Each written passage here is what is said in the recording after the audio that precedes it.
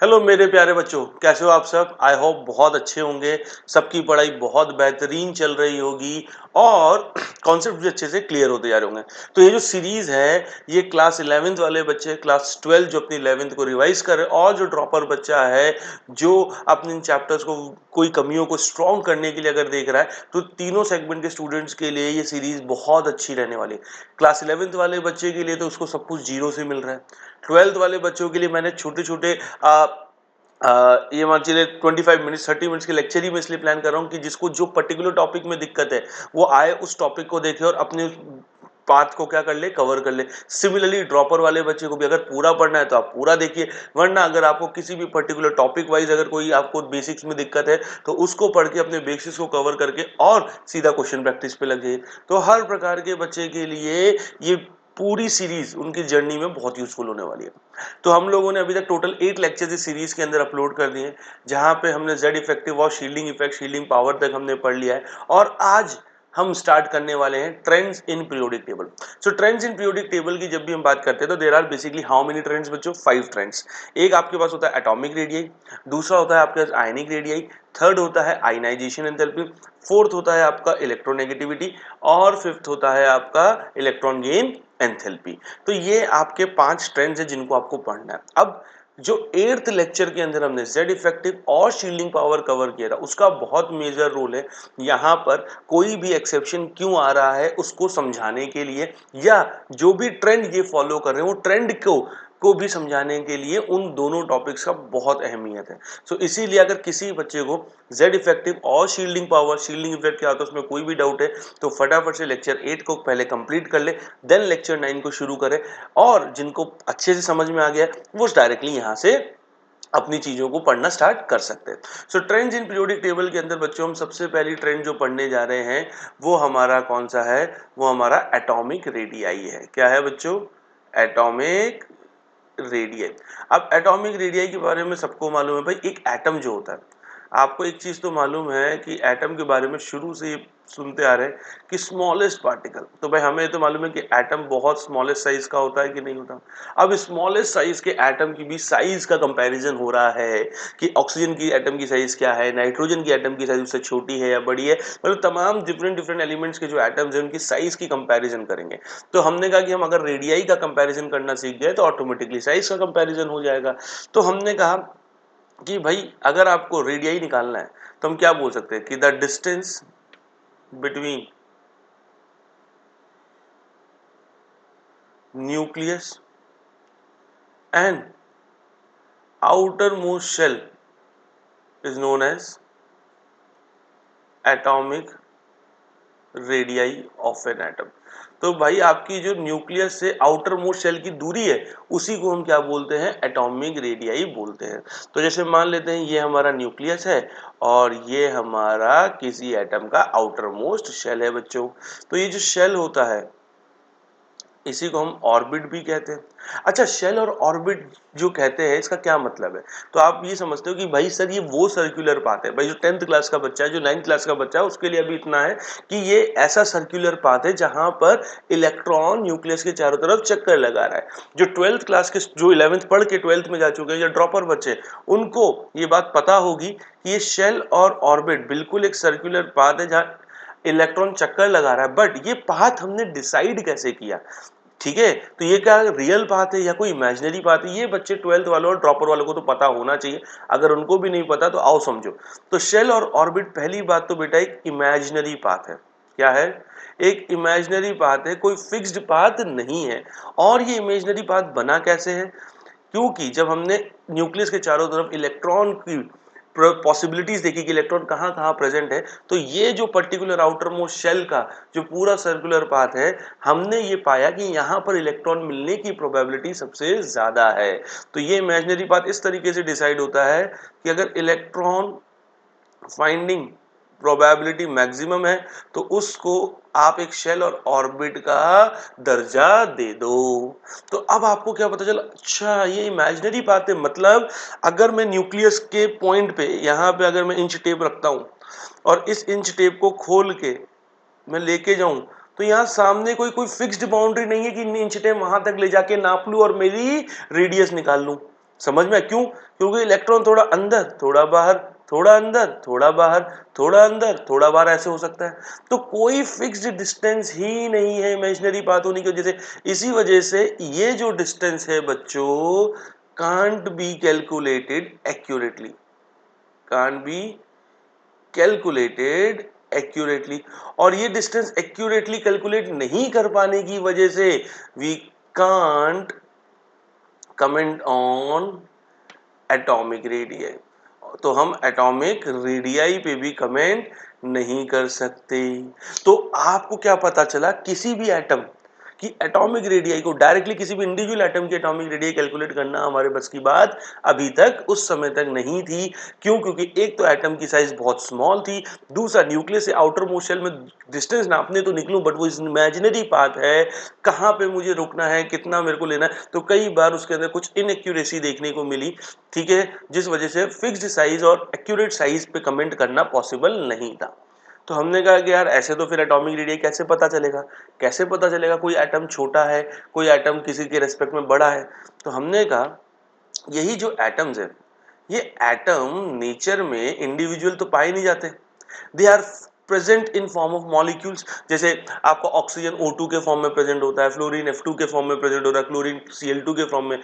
जो सोडियम होते हैं वो आपके मेटालिक होते हैं, वो सॉलिड फॉर्म में पाए जाते हैं, जहां बहुत सारे एटम्स उनके मेटालिक बॉन्डिंग से जुड़े होते हैं। नोबल गैसेस जो होती हैं वो van der Waals weak intermolecular force of attraction से आपस में बॉन्डेड होती हैं। तो मैंने कहा इसके सहारे एटॉमिक रेडियस की कैलकुलेशन करते हैं। मैंने कहा वो कैसे?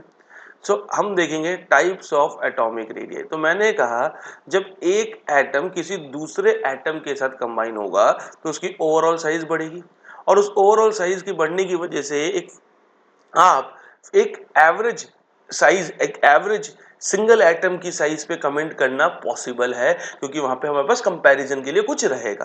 तो मैंने कहा ठीक है भाई। एटॉमिक रेडियाई के जब टाइप्स हमने पढ़ने निकले तो सबसे पहले आता है इसी के अंदर कोवेलेंट रेडियाई। तो बच्चों आप लोगों ने कोवेलेंट शब्द सुना होगा, जो 11th वाले होंगे उन्होंने भी सुना होगा, 12th वाले और ड्रॉपर से तो उम्मीद करता ही हूँ।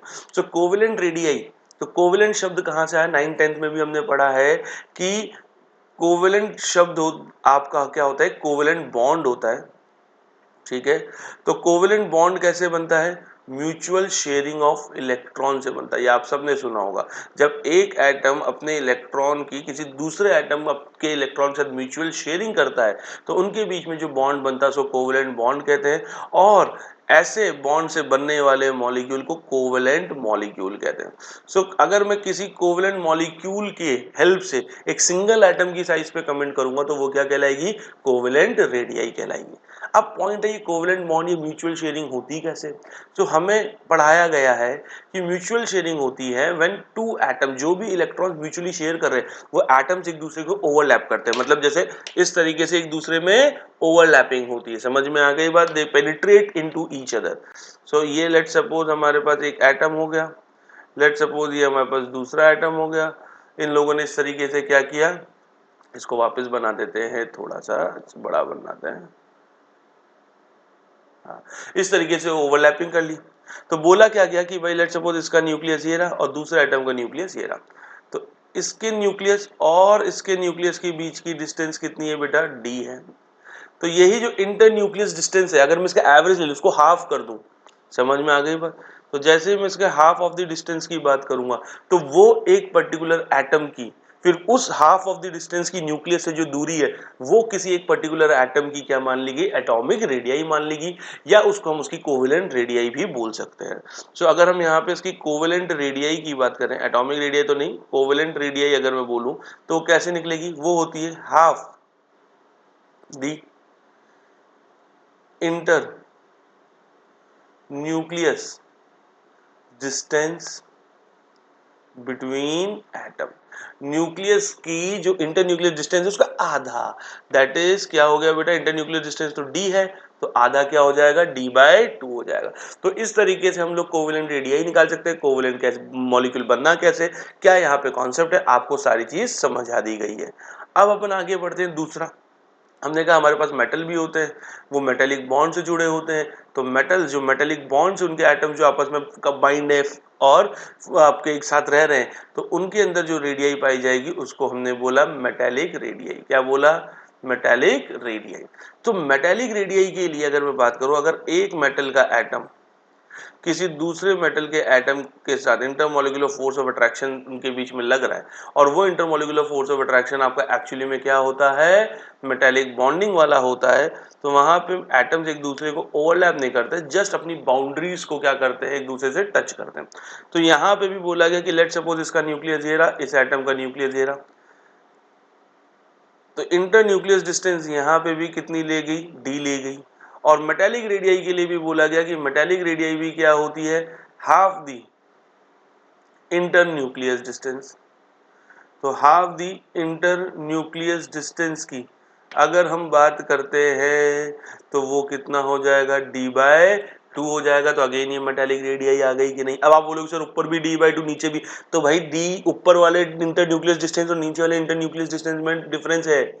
समझ में आ गई बात? तो जिसकी जो d है उसको 2 से डिवाइड करोगे तो आपके पास एक पर्टिकुलर एटम की रेडियाई पे कमेंट हो जाएगा। तीसरा होता है हमारे पास वेंडर वॉल रेडियाई। क्या होता है बच्चे? Vendor wall radii. तो वेंडर वॉल रेडियाई जनरली आपको कहाँ देखने को मिलेगा? नोबल गैसेस में। ये ऐसे मॉलिक्यूल जो पहले से स्टेबल है, अपने ही दूसरे मॉलिक्यूल के साथ एक weak intermolecular force of attraction से जुड़े। तो आपके दिमाग में अभी हम ज्यादा डेप्थ ना घुसा के हम कहते हैं लेट सपोज नोबल गैस। अब मेरे पास एक नोबल गैस है नियॉन, तो ये नियॉन का एटम है। अब यही नियॉन अपने जैसे दूसरे नियॉन के साथ, भाई क्योंकि दोनों नियॉन के ऑक्टेट तो कंप्लीट है, अब दोनों नियॉन के ऑक्टेट अगर बेटा कंप्लीट हैं तो दोनों किसी भी तरीके से ना तो एक दूसरे को ऐसे टच करेंगे, ना ही एक दूसरे को ओवरलैप करेंगे। आगे बात समझ में? तो इनके बीच में दूर से हाय हेलो होती कि ओके भाई तू भी स्टेबल मैं भी स्टेबल, बढ़िया दूर से एकदम से हाय हेलो करते। और ये दूर से हाय हेलो रख के एक दूसरे से अगर ये अट्रैक्टेड रहते हैं तो इसका मतलब इन दोनों के बीच में एक weak intermolecular force of attraction act कर रही है, और वही weak intermolecular force of attraction होती है van der Waals intermolecular force of attraction. तो लेट सपोज इनके इंटरन्यूक्लियस डिस्टेंस को हम क्या बोल दें? डी बोल दें। क्या बोल दें? डी बोल दें। सो वेंडर वॉल रेडियाई क्या होगी? अगेन अब तो आपको समझ में आ ही गया होगा कि सर आप दूरी को क्या कर दो? हाफ कर दो। दूरी को क्या कर दो? हाफ कर दो। Half the internucleus distance, half the internucleus distance, that is d/2। तो ये आपकी वेंडरवॉल रेडियाई हो गई। तो अब अगर आपको कोई बताए कि सर मेरे पास एक एटम है जो कोवेलेंट रेडियाई शो कर रहा है, एक है मेटेलिक रेडियाई है और एक के पास वेंडरवॉल रेडियाई, तो सर सबसे बड़ी साइज किस एटम की होगी? तो क्लियरली आपको नजर आ रहा होगा कि अगर हम यहाँ से ऑर्डर ऑफ रेडियाई पे नजर डालें तो कोवेलेंट रेडियाई जहां ओवरलैपिंग हो रही है, एक दूसरे से एटम बहुत करीब आ गए, तो वहां पे न्यूक्लियस की डिस्टेंस भी सबसे कम होगी। तो आपको क्लियरली ये चीज फील हो जानी चाहिए कि कोवेलेंट रेडियाई अगर किसी के पास है तो उसकी साइज सबसे छोटी होगी। उससे ज्यादा बड़ी साइज किसकी होगी? जिसके पास मेटालिक रेडियाई है। और सबसे ज्यादा साइज किसकी होगी बेटा? जिसके पास वेंडर वॉल रेडियाई है। कौन सी रेडियाई है? Van der wall radii. तो ये चीज आपको हमेशा ध्यान रखनी है कि अगर हमसे कोई ऑर्डर ऑफ रेडियाई पूछे तो covalent radii, metallic radii, vendor wall radii में कौन छोटा कौन बड़ा आपको पता होना चाहिए। Is that clear? बहुत बच्चे बढ़िया, बहुत अच्छे बढ़िया। ठीक है, अब अपन आगे बढ़ते हैं। तो अब क्या होता है कि हमें ये कोवेलेंट मेटेरियल बस जिनकी जानकारी और इनके बीच में यही ऑर्डर पता होने चाहिए। एक्चुअली में तो हमको ये समझना है कि जब मैं किसी पीरियड में या किसी ग्रुप में मतलब ओवरऑल पीरियोडिक टेबल में अगर मैं लिथियम बेरिलियम बोरोन इनके बीच में एटॉमिक रेडियाई कंपेयर करूं तो कौन किससे बड़ा कौन किससे छोटा, आपको तो ये मुद्दा अच्छे से पता होना चाहिए। तो इसी चीज को समझने के लिए हमें समझना पड़ेगा ट्रेंड्स इन एटॉमिक रेडियस। अब किसी भी ट्रेंड को पीरियोडिक टेबल में अगर आपको समझना है तो आप उस ट्रेंड को दो तरीके से क्या करते हो? ऑब्जर्व करते हो। कैसे? एक आप ऑब्जर्व करते हो जब आप पीरियड में मूव कर रहे हो, मतलब जैसे lithium beryllium boron carbon, variation in a period कि अगर मैं एक पीरियड के अंदर जितने भी एलिमेंट्स हैं उनके अंदर कंपैरिजन करूं तो कौन जीत कौन बड़ा कौन छोटा। दूसरा होता है बेटा ग्रुप्स के अंदर, जैसे हेलिना ने की रब से फरियाद hydrogen lithium sodium potassium rubidium, समझ टॉप टू बॉटम जाने पे क्या होगा। तो सबसे पहले हम यहाँ पर वेरिएशन इन अ ग्रुप की बात कर रहे हैं। किसकी बात कर रहे हैं बच्चों? वेरिएशन इन अ ग्रुप की हम यहाँ बात कर रहे हैं। अब वेरिएशन इन अ ग्रुप की बच्चों अगर हम यहाँ बात कर रहे हैं तो कैसे चलने वाला है, तो मैंने कहा काम करते हैं, इसको समझने के लिए सेकेंड पीरियड उठा लेते हैं। फर्स्ट पीरियड क्यों नहीं? क्योंकि फर्स्ट पीरियड आप सबको मालूम है शॉर्टेस्ट पीरियड होती है। क्या होती है? शॉर्टेस्ट पीरियड, 2 ही एलिमेंट रहते हैं। तो मैंने कहा कि ऐसी पीरियड तो उठाए जिसमें कुछ नंबर ऑफ एलिमेंट्स हैं, तभी तो काम करना आसान होगा। तो मैंने कहा lithium, beryllium, boron, carbon, nitrogen, oxygen, fluorine और नियॉन। तो एक बात आप यहाँ पे दिमाग में रख लो कि जब भी हम किसी भी पीरियड के अंदर एटॉमिक रेडियाई का कंपैरिजन करेंगे तो आपको क्लियरली नजर आएगा कि जो नोबल गैस है नियॉन, वो तो वैन डर वाल रेडियाई शो करेगा क्योंकि तो नोबल गैस है।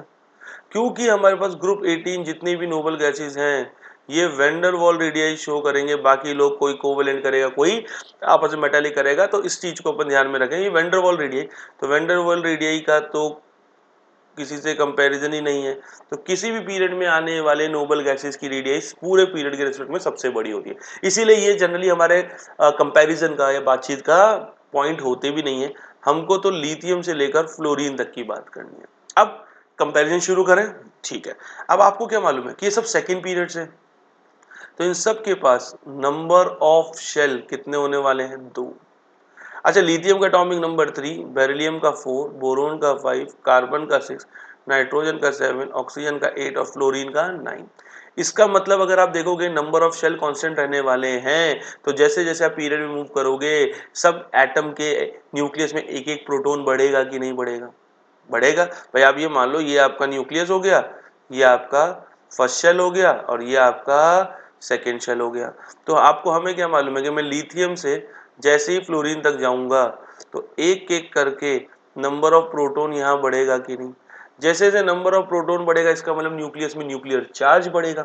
और बट जो शेल है, दूरी है न्यूक्लियस से, वो तो फिक्स्ड है। और इसी शेल में आपके पास 1 इलेक्ट्रॉन से लेकर आपको 8 इलेक्ट्रॉन तक देखने को मिल रहे हैं। तो सोचो एक फिक्स्ड दूरी पे, मतलब मान लो कि आप और मैं, मान लो आप स्क्रीन पे बैठे और मैं आपसे इतनी दूर बैठा हूं, तो आप और मेरी दूरी फिक्स्ड है और मेरे पास इधर पॉजिटिव चार्ज बढ़ रहा है, आपकी साइड उधर नेगेटिव चार्ज बढ़ रहा है। तो आप खुद सोचो हम दोनों के बीच में फोर्स ऑफ अट्रैक्शन बढ़ेगा कि नहीं बढ़ेगा?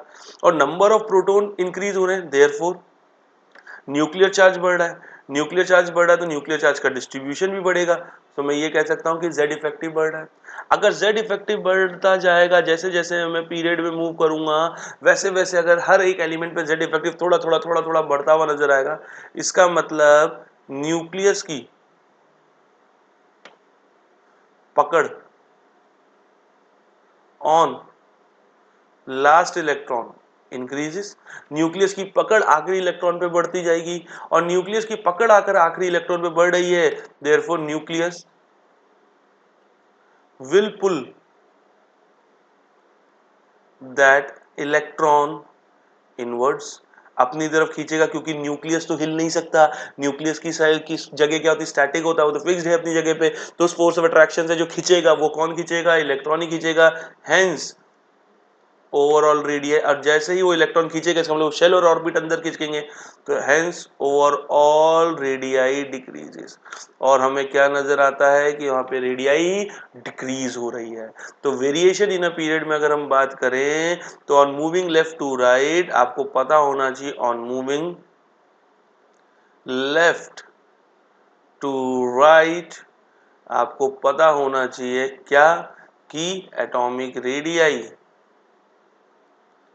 Will decrease. एटॉमिक रेडियाई क्या होगी? वहां पे डिक्रीज करेगी। इसका मतलब लिथियम बड़ा है, फिर बोरोन, बेरिलियम, बोरोन, फिर कार्बन, फिर नाइट्रोजन, फिर ऑक्सीजन और फिर फ्लोरीन।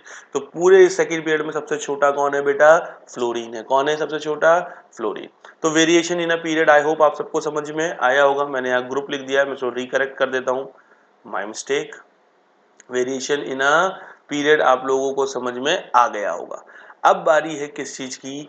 अब बारी है हमारे वेरिएशन इन अ ग्रुप की। किसकी बारी है बच्चों? वेरिएशन, ठीक है, इन अ ग्रुप। तो अगर ग्रुप की वेरिएशन की अगर मैं बात करता हूँ तो ग्रुप इसका मतलब मैं टॉप टू बॉटम जा रहा हूँ, हे लीना ने की रब से फरियाद, ऐसी कोई बातचीतें होने वाली हैं कि नहीं। तो वेरिएशन इन अ ग्रुप की अगर मैं बात करता हूँ, इट मीन्स हम एलिमेंट्स को कंपैरिजन कर रहे हैं टॉप टू बॉटम। तो टॉप टू बॉटम में अगर मैं बात करूं तो let's pick up the first group only. मैंने कहा ग्रुप वन उठा ले। ग्रुप वन को बेटा मेंडलीव के हिसाब से क्या कहते हैं, 1A कहते हैं, और प्यार से इन एलिमेंट्स को क्या कहते हैं, एल्कली मेटल। तो देखो जब भी आप कोई पुरानी चीज सुनो उससे ये बेसिक जानकारी तो आपके दिमाग में फट से क्लिक कर जानी चाहिए। तो इसलिए वापस भी लिख दिया, रिवीजन हो गया। तो हे लीना ने की रब से फरियाद का मतलब क्या हो गया, hydrogen, lithium, sodium, potassium, rubidium, caesium और फ्रांशियम। तो जैसे अगर मैं यहाँ पे बात करूंगा तो अगर आप ध्यान से देखोगे तो आप लिथियम से लेकर जब फ्रांशियम तक जा रहे हो तो आपको पता है कि हाइड्रोजन फर्स्ट पीरियड का है। अगर हाइड्रोजन फर्स्ट पीरियड का है तो बेटा इसके पास एक ही शेल होगा।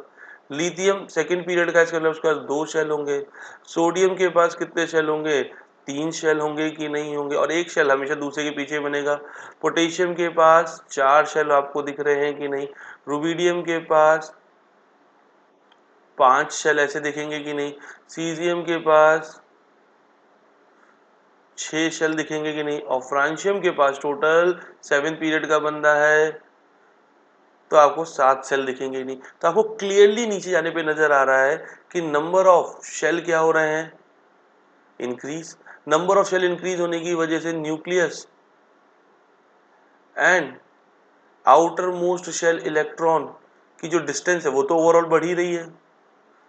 देयरफॉर एटॉमिक रेडियाई भी बढ़ेगी कि नहीं बढ़ेगी, देयरफॉर एटॉमिक रेडियाई इंक्रीजेस, का मतलब एटॉमिक रेडियाई भी बढ़ रहा है। तो देखो बेटा एक छोटी सी यहाँ पे मैं आपको बात बताता हूँ। अक्सर हमें देखते हैं कि भाई जब हमने वेरिएशन इन पीरियड के लिए देखा तो हमारा वहां पे रीजन कौन निकला, रेडियाई घटने के पीछे रीजन निकला कि जेड इफेक्टिव बढ़ रहा है। क्या रीजन निकला कि जेड इफेक्टिव बढ़ रहा है, इस वजह से रेडियाई हमारी लेफ्ट टू राइट जाने पे डिक्रीज हो रही है। तो हम सोचते हैं इसका अपोजिट, जब नीचे जा रहे हैं साइज बढ़ रही है, ड्यूरी बढ़ रही है, तो अगर जैसे जैसे इलेक्ट्रॉन दूर जाता है अगर न्यूक्लियस से तो उस पर पकड़ भी उसकी कमजोर, तो हम बोल देते हैं जेड इफेक्टिव डिक्रीजेस। बट हमेशा ध्यान रखना in a group z effective do not decrease। जिस तरीके से आपके ऊपर आप इंक्रीज की बात करते हो वैसे यहाँ नीचे आने पे डिक्रीज को रेफरेंस बना के आंसर नहीं करना है। हाँ अगर कोई एक्सेप्शन आ रहा है उस वजह से जेड इफेक्टिव फर्क पड़ा वो अलग चीज है, बट हम नॉर्मल बात करें जितने भी ट्रेंड्स अभी हम पढ़ रहे हैं, ये जो जनरल ये जो हम यहाँ से जो भी कॉन्सेप्ट आपके सामने मैं पेश करूँ ये इन जनरल है। एक्सेप्शंस इनके अंदर हैं, वो क्या है उससे क्या वेरिएशन आएगा वो बात की बात है। अभी हम एक जनरलाइज्ड बातचीत कर रहे हैं, यहाँ पे क्या कर रहे हैं, एक जनरलाइज्ड बात कि भाई अगर इनको बोल दिया है कि आपको इनका बिहेवियर एक नॉर्मल बिहेवियर ये शो करेंगे, अब कौन किससे रूट के एक्सेप्शन देता है वो सब बात की बात है। ठीक है बच्चों, तो आपको ध्यान रखना है ना ग्रुप जेड इफेक्टिव कभी भी डिक्रीज ऐसा नहीं बोलना, हम कभी ये चीज नहीं बोलेंगे। अगर कोई ऑप्शन आता है क्वेश्चन में कि ना ग्रुप जेड इफेक्टिव डिक्रीजेस तो इसको चूज नहीं करना है, ये स्टेटमेंट इनकरेक्ट है। आया समझ में कि नहीं आया बच्चों, पक्की बात है, वेरी गुड वेरी गुड। ठीक है, तो देखो इस तरीके से हम लोग क्या कर रहे हैं बेटा, हमारी सारी पढ़ाई कर रहे हैं, एटॉमिक रेडियाई का ट्रेंड आपको समझ में। अब आती है सबसे इंपॉर्टेंट बात, वो है एक्सेप्शन।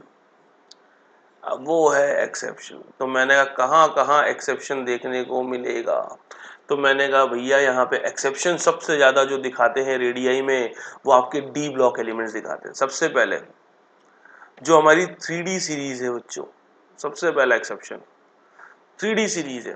तो 3D सीरीज के अंदर जो एलिमेंट रहते हैं वो कौन रहते हैं, scandium, titanium, vanadium, chromium, manganese, iron, cobalt, निकल, कॉपर और जिंक। तो यहाँ पे ये होता है कि mid of the series scandium से लेके मैंगनीज तक, तो आपका जेड इफेक्टिव, भाई सोचो अगर जेड इफेक्टिव बढ़ रहा है इसका मतलब अंदर वाले लोग पुअर शील्डिंग कर रहे हैं, और उसी को अपन शील्डिंग इफेक्ट, स्क्रीनिंग इफेक्ट। तो अगर स्क्रीनिंग इफेक्ट कम है इसका मतलब आखिरी इलेक्ट्रॉन पे जेड इफेक्टिव बढ़ रहा है, तो रेडियस कम हो जाएगी कि नहीं, वैसे ही आयरन कोबाल्ट निकल में क्या देखा गया, देखो इसकी एक मैं आगे चल के जब हम डीएनए ब्लॉक पढ़ेंगे पर्टिकुलर ट्रिक भी आपको सिखाऊंगा, ठीक है, कि आप जिससे पूरा सीक्वेंस वाइज भी याद रख सको, वैल्यूज वाइज, वैल्यू नहीं याद रखनी है, बस एक ट्रिक से आप सारी चीज मैटर को वैसे ही समझ लोगे। तो यहाँ पर अगर अपन बात करें तो आयरन कोबाल्ट निकल की बोला जाता है इनकी साइज ऑलमोस्ट इक्वल होती है, इसका मतलब यहाँ पे जो जेड इफेक्टिव है और स्क्रीनिंग इफेक्टिव ऑलमोस्ट इक्वल है, इसलिए डिस्ट्रीब्यूशन ऑफ चार्ज सब तीनों जगह सेम है, इसलिए आपको ज्यादा कुछ देखने को नहीं मिल रहा। फिर यहाँ अगर कॉपर और जिंक में बात करूं, लेफ्ट टू राइट जाने पे तो घटनी चाहिए, बट कॉपर और जिंक की रेडियाई के अंदर जंप देखने को मिलता है, ऐसा क्यों? तो देखो कॉपर के पास भी D10 कॉन्फ़िगरेशन है और जिंक के पास भी D10 कॉन्फ़िगरेशन है, तो एकदम से d ऑर्बिटल जैसे ही पूरा भरता है तो वहां पे इलेक्ट्रॉन इलेक्ट्रॉन रिपल्शन इंक्रीज हो जाता है, और इसी रिपल्शन की वजह से लोग क्या करते हैं, थोड़े एक्सपैंड हो जाते हैं।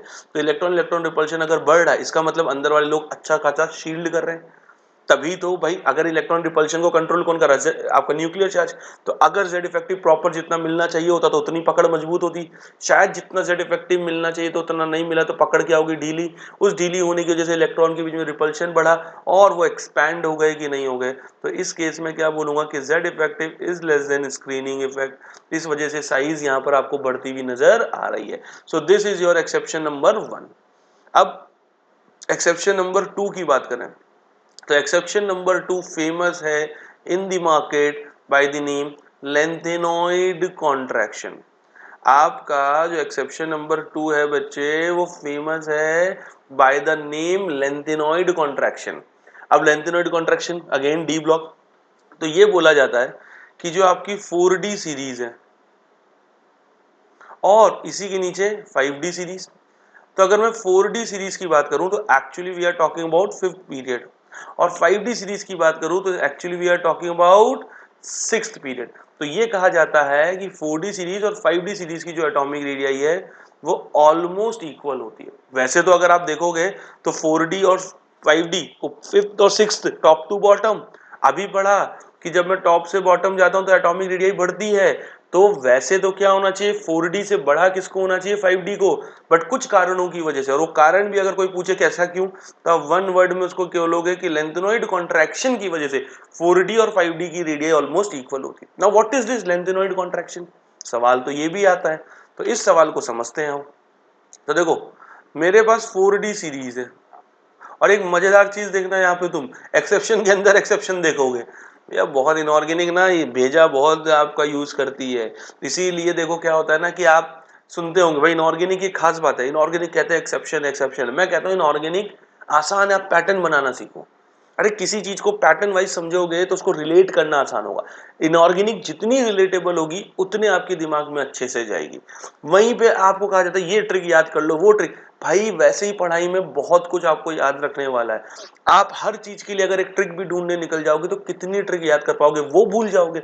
और सोचो अगर ट्रिक भूले तो ट्रिक को संभालने के लिए कोई कॉन्सेप्ट नहीं, बट अगर आपको कॉन्सेप्ट पता है तो जैसे तैसे आप आंसर तक पहुंच सकते हो, अगर आपको कहीं पे भी थोड़ा बहुत अप्रोच आपकी इधर उधर हिल रही है तो कॉन्सेप्ट आपको वापस सही ट्रैक पे ले आएगा, बट ट्रिक सही ट्रैक पे नहीं है। ट्रिक अगर भूले तो पूरी चीज भूले, ट्रिक भूले तो आपके मार्क्स भूल जाओ। तो वैसे ही आपके पास बहुत कुछ है, समझ रहे हो मैं क्या बोलना चाह रहा हूं कि इनऑर्गेनिक सब कहते हैं एक्सेप्शंस भरी है, मैं कहता हूं कि इनऑर्गेनिक का सिंपल सा मतलब होता है कि आपको अपनी पढ़ाई को किस तरीके से आपके दिमाग के हिसाब से रिलेटेबल बनाना है।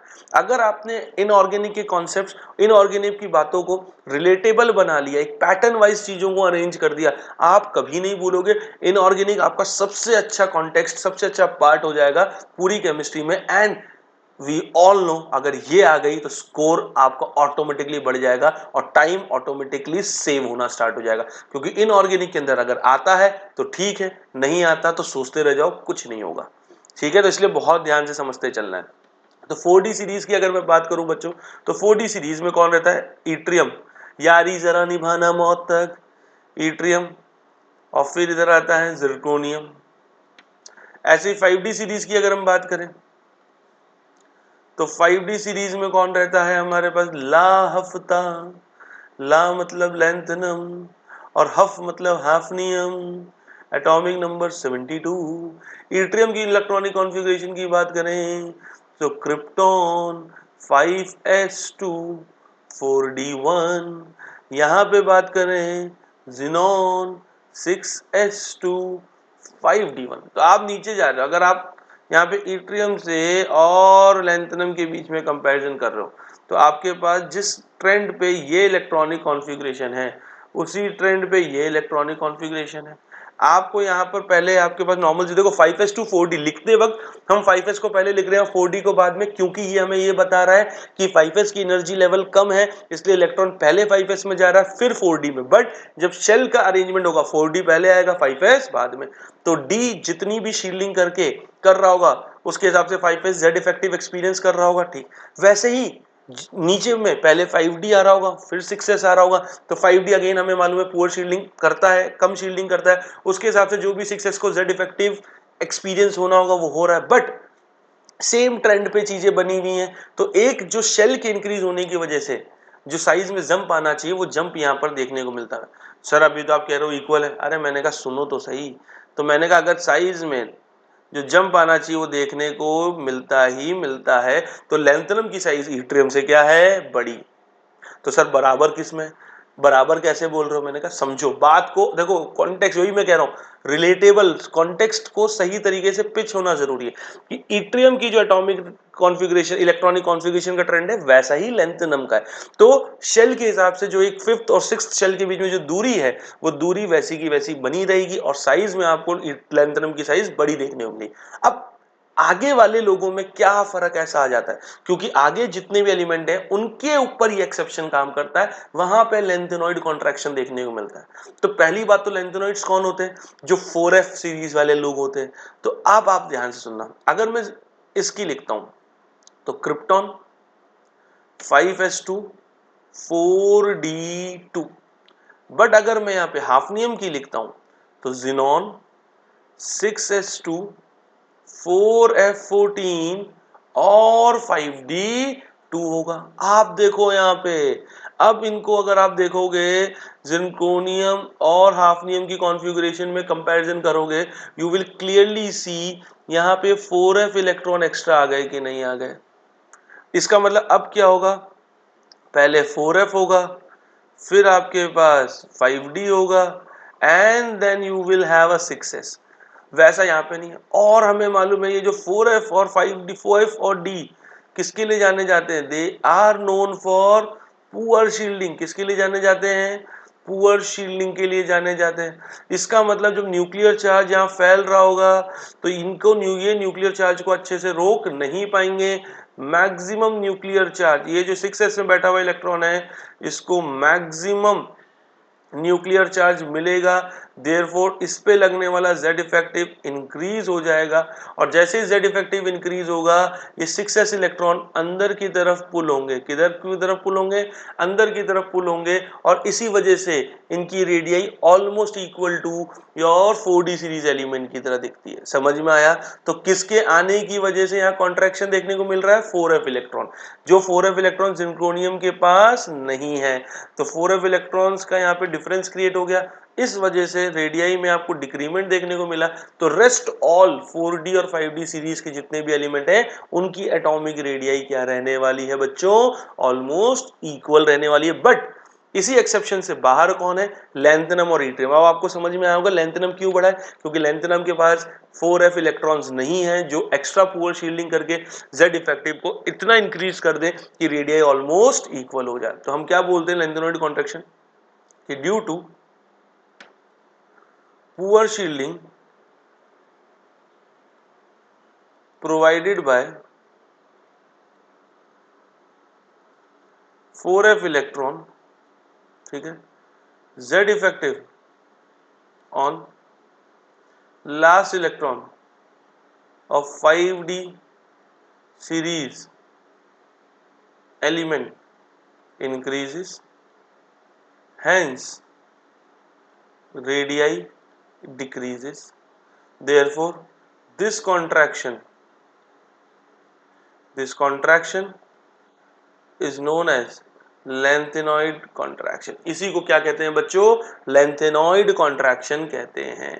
Is that clear? So 3D series का एक्सेप्शन क्या है, लेंथेनॉइड कॉन्ट्रैक्शन क्या होता है, कॉन्ट्रैक्शन कहाँ से किन लोगों से शुरू हो रहा है, कौन लोग इससे बाहर हैं, ये सब कुछ आपके सामने क्लियर हो गया। अब आता है हमारे पास है तीसरा, दैट इज ट्रांजिशन कॉन्ट्रैक्शन। तो ट्रांजिशन कॉन्ट्रैक्शन की अगर हम बात करते हैं तो ट्रांजिशन कॉन्ट्रैक्शन हमें देखने को मिलता है ग्रुप 13। ग्रुप 13 की अगर हमने कैसे याद किया है, बैंगन, आलू, गाजर, इन, थैला, boron, aluminium, gallium, indium, thallium, boron, aluminium, gallium, indium और थैलियम। अगर यहाँ पे हम बात करें तो आप बोलोगे सर हम टॉप टू बॉटम जा रहे हैं, क्या जा रहे हैं सर, टॉप टू बॉटम जा रहे हैं। टॉप टू बॉटम जाने पे तो हमने क्या बोला, होना क्या चाहिए, जो हमने पढ़ा है। तो हमने कहा सर होना क्या चाहिए, होना ये चाहिए कि टॉप टू बॉटम जाते वक्त रेडियाई क्या करेगी, इंक्रीज करेगी, मतलब बोरोन से बड़ा एल्यूमिनियम, एल्यूमिनियम से बड़ा गैलियम, गैलियम से बड़ा इंडियम, और सर इंडियम से बड़ा कौन होगा, थैलियम। मैंने कहा अच्छी बात, वेरी गुड। अगर आप ये सोच पा रहे हो मतलब जो आपने कॉन्टेक्स्ट पढ़ा उसको सही से अप्लाई कर पा रहे हो। अब एक्सेप्शन तो भैया तुम्हें तो एक्सेप्शन तो ना जो बेसिक सिखा रहा हूँ वो समझोगे, एक्सेप्शन तो याद रखने हैं, एक्सेप्शन तो बात की चीज है। तो एकदम सही तुम्हारे दिमाग ने अगर ये बोला कि सर होना ये चाहिए कि टॉप टू बॉटम जाते वक्त रेडियस इंक्रीज होती है तो ऑर्डर ये होना चाहिए, पर होता ये है, और होता ये है इसका मतलब यहाँ पे एक्सेप्शन आ गया।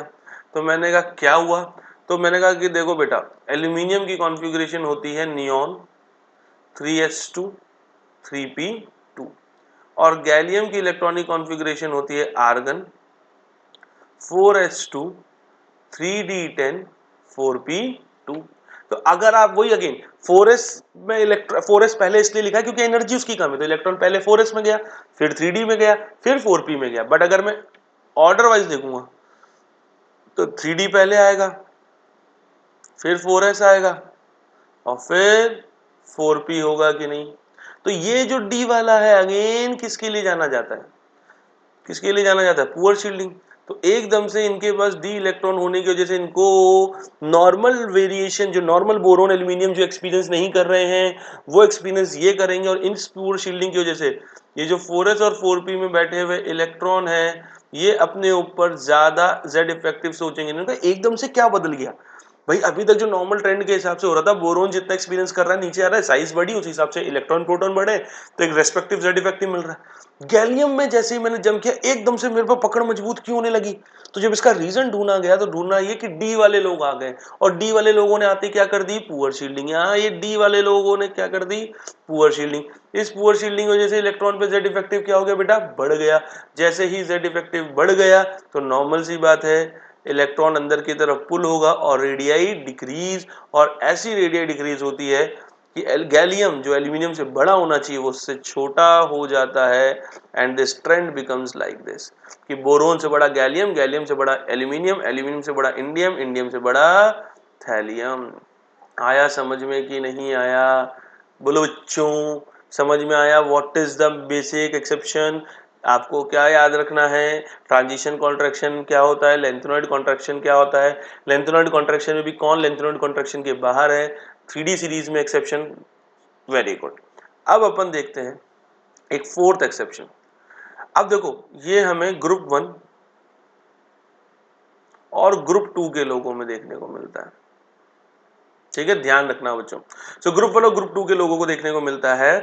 तो आपके पास मैं हाइड्रोजन हटा रहा हूं, मैं lithium, beryllium, sodium, magnesium, potassium, calcium, rubidium, caesium, ठीक है, ओहो सीजियम वहां क्यों लिख दिया, रुबीडियम, ठीक है बेटा, मैं स्ट्रॉन्शियम, सीजियम, बैरियम, फ्रेंशियम और रेडियम, ठीक है बच्चों, ये आपका होता है।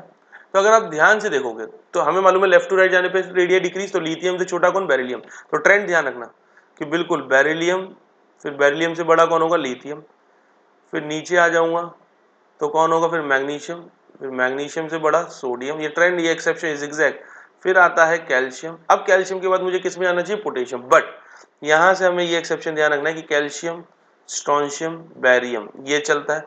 देन हम किस पे जाते हैं, पोटेशियम, मतलब आपका जो पोटेशियम है उसकी size calcium, strontium, barium, radium सबसे बड़ी होती है। इसका रीजन अभी आउट ऑफ कॉन्टेक्स्ट से बाहर है, आपको सिर्फ ये ट्रेंड ध्यान रखना है। तो इसमें मैं आपको फिर बोलूं, यहां से रेडियस का सवाल नहीं पूछा जाता, यहां से जब भी सवाल पूछा जाएगा तो इसके आगे चल के हम एक टॉपिक पढ़ेंगे आयनाइजेशन एंथैल्पी, तो उसमें पूछ लिया जाएगा कंपैरिजन ऑफ आयनाइजेशन एंथैल्पी जब करा रहे होंगे, और वहां पे साइज पे रिफ्लेक्शन आएगा, तब ये पॉइंट आपका बहुत यूजफुल होता है। तो प्लीज इनऑर्गेनिक में यही थोड़ी सी फनी चीज है, ठीक है, कुछ चीजों की लॉजिक रीजनिंग अभी हमारे कॉन्टेक्स्ट से बाहर है, तो आपको ये ध्यान रखना है, ये एक्सेप्शन की लिथियम, ठीक है, और ये ग्रुप 1 और ग्रुप 2 के लोगों में अगर कंपैरिजन हो तो आपको ये चीज ध्यान रखना है, ये वाला एक्सेप्शन के रिस्पेक्ट में आपको अपने आंसर्स को सोचना रहेगा। तो आई होप आपको जितने भी एटॉमिक रेडियाई में एक्सेप्शन आ रहे हैं वो समझ में आए होंगे, एटॉमिक रेडियाई क्या होता है वो आपको अच्छे से समझ में आ गया होगा, कितने टाइप्स के एटॉमिक रेडियाई होते हैं वो आपको अच्छे से समझ में आया होगा। तो आपको complete trend in atomic radii अच्छे से मैंने यहाँ पे क्या करा दिया है, कवर करा दिया है विद ऑल दी एक्सेप्शंस, आपको सारी चीजों को अच्छे से हमने यूज कर लिया है, इससे ज्यादा इसके अंदर और कोई डेप्थ नहीं है। तो इसी के साथ आज के लेक्चर को हम यहीं पे एंड करते हैं, कल के लेक्चर में नए ट्रेंड आयनिक रेडियाई के साथ मिलेंगे, उसकी बातों को चर्चा करेंगे, उनके एक्सेप्शंस को देखेंगे, एंड ऐसे करते करते आने वाले 3 से 4 मतलब मैक्सिमम 4 लेक्चर्स के अंदर हम इस चैप्टर को कंप्लीटली डन कर चुके होंगे। तो it will be a 12 to 13, तो 12 से 13 14 ले लो, मैक्सिमम 14 लेक्चर्स की सीरीज होने वाली है, जिसमें हाफ एन आवर के एक लेक्चर है, मतलब 2 लेक्चर मिला के 1 घंटा हो रहा है आपका। तो 14 को अगर मैं 2 से डिवाइड कर दूं, 7 लेक्चर, अगर 1 घंटा भी आप लगातार देख रहे हो तो 7 लेक्चर एक हफ्ते के अंदर आप इसके अर्श से फर्श पे पहुंच सकते हो इस चैप्टर के। आगे बात समझ में कि नहीं? तो 14 तो लेक्चर सीरीज होने वाली है, एंड +2 उसमें क्वेश्चन बैंक की सीरीज होगी, जहां पे अपन different different varieties of questions करेंगे। सो कुल मिला के एक हफ्ते की पढ़ाई, 1 से 2 दिन उसके बाद extra question practice, this chapter will be yours, ये चैप्टर आपके कमांड में हो जाएगा। तो बट उसके लिए करना क्या है, अच्छे से नोट्स बनाने हैं, पेन कॉपी लेके आई होप बैठे होंगे, एनसीईआरटी अच्छे से रीड करनी है, डाउट्स अगर आ रहे हैं तो डाउट्स को तुरंत मुझसे पूछ लेना है, ठीक है, कमेंट में। और अगर आपको लगता है कि नहीं सर से मुझे पर्सनली गाइडेंस चाहिए, तो आप कमेंट में मेरे से मेरी डिटेल्स ले सकते हैं, और अगर आपको इंडिविजुअली मुझसे पढ़ने का इच्छा है तो आप वो भी कर सकते हैं। सो एनसीईआरटी डाउट्स, ठीक है, आपको अगर आ रहे हैं वो आपको पूछना है, नोट्स आपके थॉरो अच्छे से होने चाहिए, एंड इन सब का प्रॉपर रिवीजन आपके पास होना चाहिए। मैं फिर बोलूंगा, inorganic is not about mugging up, it's about making a pattern, making a path, जिससे आप चीजों को रिलेट कर सको, एंड वो रिलेशन आपको चीजों को जल्दी से जल्दी मेमोराइज करने में, और जब यूज आए उसको फटाफट से वापस से क्लिक हो आपके दिमाग में, उन दोनों चीजों में हेल्प करेगा। तब तक बच्चों अपना प्यार बरसाते रहिए, लाइक शेयर एंड सब्सक्राइब, और इस सीरीज को इसी तरीके से फॉलो करते रहिए। Stay tune for more lectures, and at the and I will just say thank you for your love and support. Thank you बच्चों।